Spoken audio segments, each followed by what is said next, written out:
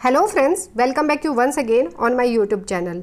दोस्तों, जैसा कि आप सभी जानते हैं कि हम इस सीरीज़ में हिस्ट्री के सभी इंपॉर्टेंट टॉपिक्स को क्वेश्चन आंसर्स के थ्रू कवर कर रहे हैं। तो इसी क्रम में आज का हमारा टॉपिक है जैन धर्म। जैन धर्म से संबंधित जितने भी इंपॉर्टेंट क्वेश्चंस और फैक्ट्स होंगे, आज उन सभी को हम इस वीडियो में कवर करेंगे। काफ़ी इंपॉर्टेंट टॉपिक है। अगर आप इस वीडियो को ध्यान से देखते हैं तो यकीन मानिए एग्ज़ाम में इस टॉपिक से आपका कोई भी क्वेश्चन नहीं छूटेगा। तो वीडियो में एंड तक ज़रूर बने रहिएगा। तो चलिए बिना किसी देरी के वीडियो शुरू करते हैं। जैन धर्म, इसमें सबसे पहला क्वेश्चन है, जैन धर्म के संस्थापक हैं आर्य सुधर्मा, महावीर स्वामी, पार्श्वनाथ या ऋषभदेव। तो जैन धर्म के संस्थापक कौन है, ये हम सभी जानते हैं कि ऋषभदेव हैं। लेकिन अगर पूछा जाता कि जैन धर्म के वास्तविक संस्थापक कौन है तो आंसर हो जाता महावीर स्वामी। अब इसके बारे में थोड़ा सा पढ़ लेते हैं। जैन धर्म के पहले संस्थापक ऋषभदेव है और वास्तविक संस्थापक महावीर स्वामी को माना जाता है। तो याद रखेंगे, जैन धर्म के पहले संस्थापक ऋषभदेव आंसर हो जाएगा और अगर वास्तविक संस्थापक पूछा जाता है तो महावीर स्वामी का नाम आएगा। राइट। जैन धर्म में कुल कितने तीर्थंकर हुए? जैन धर्म में कुल 24 तीर्थंकर हुए। अब तीर्थंकर कौन होते हैं? देखिए, संसार के बंधनों से मुक्त कराने वाले तीर्थ की जो रचना करते हैं या रचना करने वाले को कहा जाता है तीर्थंकर। तो जैन धर्म में कुल कितने तीर्थंकर हुए हैं? 24 तीर्थंकर हुए हैं। हमें क्या सारे 24 तीर्थंकर को पढ़ना है? तो नहीं, जो एग्ज़ाम के पॉइंट ऑफ व्यू से इम्पोर्टेंट है हमें वही पढ़ना है। अब हम कुछ जो मोस्ट इम्पोर्टेंट तीर्थंकर हुए उनको देख लेते हैं, जिसमें सबसे पहले है ऋषभदेव। अब देखिए, जैन धर्म में जितने भी तीर्थंकर हुए हैं उनको किसी न किसी प्रतीक के द्वारा दर्शाया जाता है, या उनका क्या प्रतीक है वो भी हम साथ साथ देखेंगे। सबसे पहले कौन से हैं? ऋषभदेव हैं और इन्हें किस प्रतीक से दर्शाया जाता है? तो इनका प्रतीक है सांड। दूसरे हैं अजीतनाथ या द्वितीय तीर्थंकर हैं अजीतनाथ और इनका प्रतीक है हाथी। तीसरे या तृतीय हैं संभवनाथ और इनका प्रतीक है घोड़ा। 21वें की बात आती है तो 21वें तीर्थंकर है नेमी और इनको दर्शाया जाता है नीलकमल, यानी कि इनका प्रतीक है नीलकमल। 22वें अरिष्टनेमी है और इनका प्रतीक है शंकर। 23वें काफ़ी इंपॉर्टेंट हैं, ये पार्श्वनाथ हैं और इनका जो प्रतीक है वो है सांप या सर्प। 24वें और लास्ट है महावीर स्वामी और इनका प्रतीक है शेर। ये काफ़ी इंपॉर्टेंट है, याद रखिएगा, क्योंकि वन लाइनर में खूब इनसे क्वेश्चंस पूछे जाते हैं। तो अब हम 23वें तीर्थंकर पार्श्वनाथ के बारे में थोड़ा सा पढ़ लेते हैं। जैन धर्म के 23वें तीर्थंकर पार्श्वनाथ थे, जो काशी के इक्ष्वाकु वंश के राजा अश्वसेन के पुत्र थे। इन्होंने 30 वर्ष की अवस्था में संन्यास जीवन को स्वीकारा और इनकी द्वारा दी गई 4 शिक्षाएं काफ़ी महत्वपूर्ण हैं, जिनको चतुरायन धर्म कहा गया। तो 4 शिक्षाएं कौन कौन सी थी? हिंसा न करना, सदा सत्य बोलना, चोरी ना करना और संपत्ति ना रखना। तो ये 4 शिक्षाएं इनकी याद रखेंगे, काफ़ी इंपॉर्टेंट है। एग्जाम में 3 दे करके एक अलग से दे करके एग्जाम में पूछ लिया जाता है कि पार्श्वनाथ द्वारा दी गई 4 शिक्षाओं में से इनमें से कौन सी नहीं है। तो याद रखेंगे। और ये कौन से तीर्थंकर हुए? 23वें तीर्थंकर पार्श्वनाथ को माना जाता है।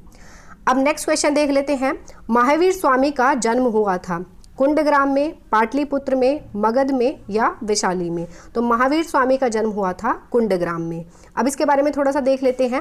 महावीर स्वामी का जन्म हुआ था 540 ईसा पूर्व में कुंडग्राम यानी वैशाली में हुआ था।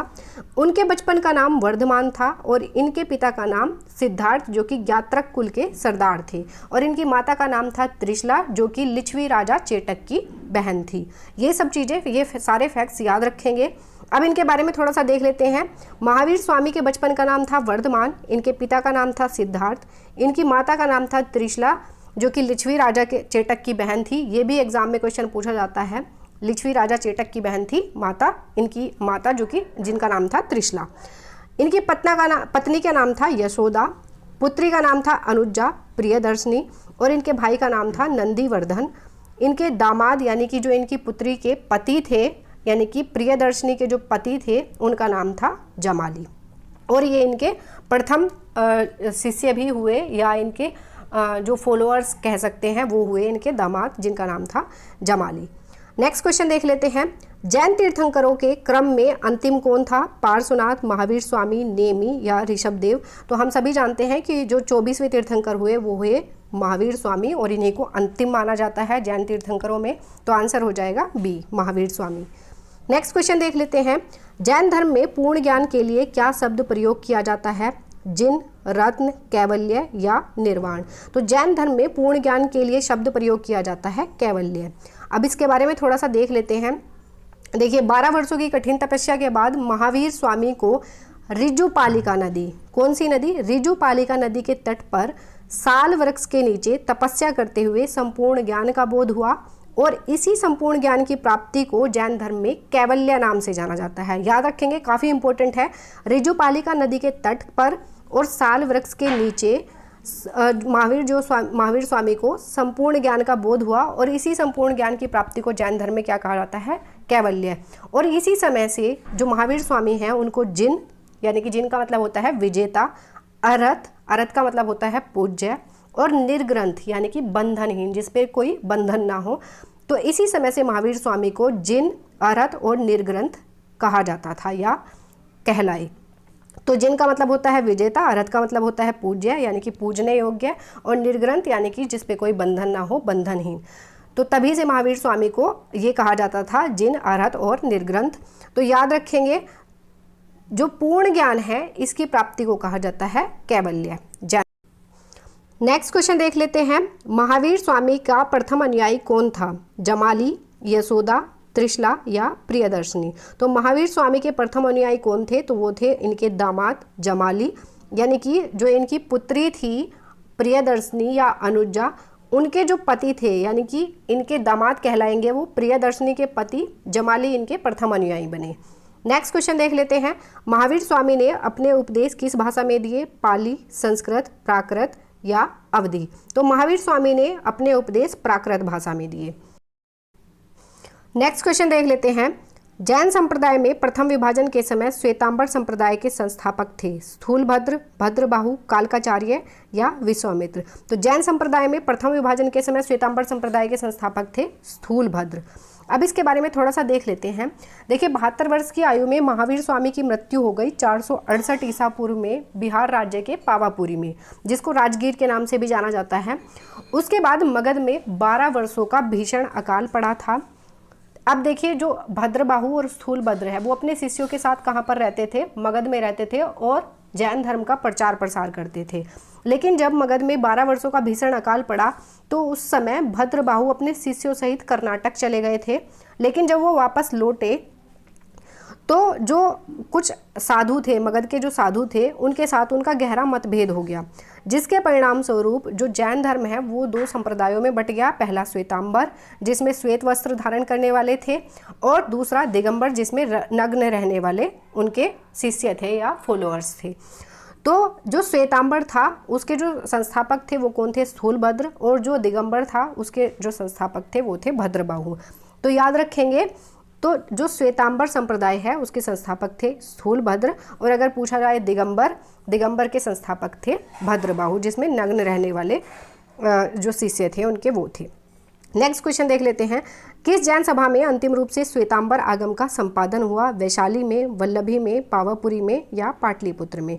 तो किस जैन सभा में अंतिम रूप से श्वेतांबर आगम का संपादन हुआ? तो पाटलिपुत्र में हुआ। देखिए जैन सभा की 2 संगीतियाँ हुई, उनको एक बार डिटेल में देख लेते हैं। प्रथम संगीति हुई थी 300 ईसा पूर्व में पाटलिपुत्र में, और उसके अध्यक्ष कौन थे? स्थूलभद्र थे।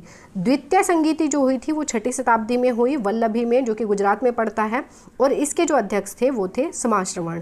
ये एग्जाम में क्वेश्चंस पूछे जाते हैं, कभी भी वर्ष पूछ लेते हैं, स्थल पूछ लेते हैं, या फिर उनके अध्यक्ष पूछ लेते हैं। काफ़ी इंपॉर्टेंट है स्थल काफ़ी इंपॉर्टेंट है। तो याद होना चाहिए, आपको पता होना चाहिए कि जैन सभा की जो 2 संगीतियाँ हैं वो कब कब हुई।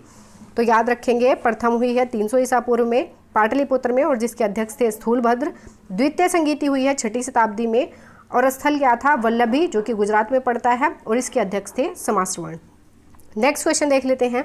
अणुव्रत सिद्धांत का प्रतिपादन किया था महायान बौद्ध संप्रदाय ने, हीनयान बौद्ध संप्रदाय ने, लोकायत शाखा ने या जैन धर्म ने? तो अणुव्रत सिद्धांत का प्रतिपादन किया था जैन धर्म ने। नेक्स्ट क्वेश्चन देख लेते हैं। अनेकांतवाद निम्नलिखित में से किसका सिद्धांत एवं दर्शन है? बौद्ध धर्म का, जैन धर्म का, वैष्णव धर्म का या शैव धर्म का? अब अनेकांतवाद क्या होता है? देखिए जैन धर्म में जो ज्ञान है उसी का दूसरा नाम है अनेकांतवाद। तो अनेकांतवाद किसका सिद्धांत है? तो ये है जैन धर्म का। तो तो अब इसके बारे में थोड़ा सा देख लेते हैं। जैन धर्म की कुछ शिक्षाएं हैं उनको देख लेते हैं। जैन धर्म में ईश्वर की मान्यता नहीं है। जैन धर्म में आत्मा की मान्यता है। महावीर पुनर्जन्म एवं कर्मवाद में विश्वास रखते हैं और पुनर्जन्म का जो कारण है वो किसको माना जाता है जैन धर्म में, वो आत्मा को माना जाता है। जैन धर्म के ज्ञान के अन्य नाम स्यादवाद और अनेकांतवाद हैं। तो जैसा कि मैंने बताया कि जो जैन धर्म के ज्ञान है, जैन धर्म का जो ज्ञान है उसी को कहा जाता है अनेकांतवाद। जैन धर्म में अनुशीलन के निम्न 5 महाव्रतों का पालन अनिवार्य बताया है। अहिंसा, सत्यवचन, अस्तेय, अपरिग्रह एवं ब्रह्मचर्य। और जैन धर्म में इन्हें किस नाम से जाना जाता है, तो पंचायन धर्म के नाम से जाना जाता है। पार्श्वनाथ ने जो 23वें तीर्थंकर हुए, पार्श्वनाथ ने जो 4 शिक्षाएं दी थी उन्हें कहा जाता था चतुरायन धर्म। और जो जैन धर्म की जो 5 शिक्षाएं हैं इनको कहा जाता है पंचायन धर्म। और ये कौन कौन सी हैं, अहिंसा, सत्यवचन, अस्तेय, अपरिग्रह और ब्रह्मचर्य। ये 4 सेम हैं, इसमें कौन सा जोड़ा गया है, ब्रह्मचर्य। याद रखेंगे। तो अनेकांतवाद किसका सिद्धांत एवं दर्शन है, तो जैन धर्म का। नेक्स्ट क्वेश्चन देख लेते हैं। जैन धर्म का आधारभूत बिंदु है कर्म, अहिंसा, निष्ठा या विराग। तो जैन धर्म का आधारभूत बिंदु है अहिंसा। नेक्स्ट क्वेश्चन देख लेते हैं। महावीर जैन की मृत्यु निम्नलिखित में से किस नगर में हुई, राजगीर में, पावापुरी में, सांची में या समस्तीपुर में। तो महावीर स्वामी की जो मृत्यु है वो हुई है पावापुरी में। नेक्स्ट क्वेश्चन देख लेते हैं। जैन दर्शन के अनुसार सृष्टि की रचना एवं पालन पोषण सार्वभौमिक विधान से हुआ है, सार्वभौमिक सत्य से हुआ है, सार्वभौमिक आस्था से हुआ है, सार्वभौमिक आत्मा से हुआ है। तो जैन दर्शन के अनुसार सृष्टि की रचना एवं पालन पोषण सार्वभौमिक विधान से हुआ है। नेक्स्ट क्वेश्चन देख लेते हैं। उत्तर प्रदेश में बौद्ध एवं जैनियों दोनों की प्रसिद्ध तीर्थस्थली है, सारनाथ में, कौशाम्बी में, कुशीनगर में या देवीपाटन में। तो उत्तर प्रदेश में बौद्ध एवं जैनियों दोनों की प्रसिद्ध तीर्थस्थली है कौशाम्बी में। नेक्स्ट क्वेश्चन देख लेते हैं।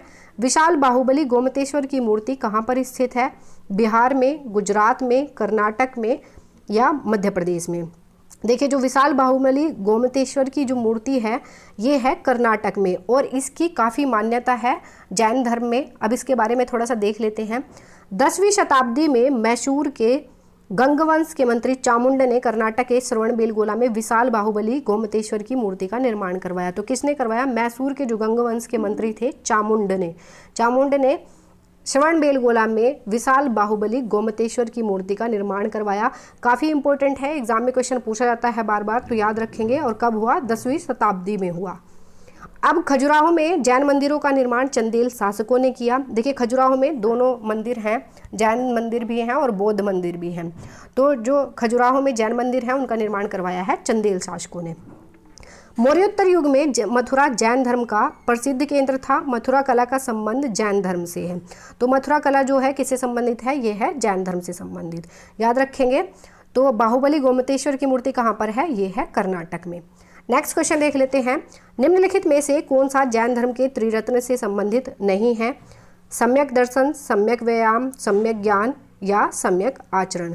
तो सम्यक व्यायाम जो है ये जैन धर्म के त्रिरत्न से संबंधित नहीं है। बाकी सम्यक दर्शन, सम्यक ज्ञान और सम्यक आचरण ये तीनों किससे संबंधित हैं, ये हैं जैन धर्म से संबंधित। अब इसके बारे में थोड़ा सा देख लेते हैं। जैन धर्म के त्रिरत्न हैं सम्यक दर्शन। सम्यक का मतलब होता है प्योर। अब सम्यक दर्शन क्या होता है, जैन तीर्थंकरों द्वारा बताए गए मार्गों पर पूर्ण विश्वास करना और उनके बताए रास्तों पर चलना ही क्या कहलाता है, सम्यक दर्शन कहलाता है।